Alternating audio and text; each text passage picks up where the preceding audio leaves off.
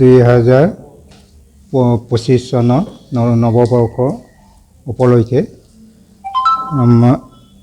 India today এনে যোগেদি সকলো অসমবাসী ৰাইজক নতুন বছৰৰ শুভেচ্ছা জ্ঞাপন কৰিছোঁ। সকলোকে ইংৰাজী নৱবৰ্ষ 2025 চনৰ আন্তৰিক শুভেচ্ছা জ্ঞাপন কৰিছোঁ। আৰম্ভ হওক নতুন সম্ভাৱনাৰ আৰম্ভণি। সকলোৰে জীৱনলৈ কঢ়িয়াই আনক সুখ শান্তি সমৃদ্ধি আৰু মিলা প্ৰীতিৰ বতৰা।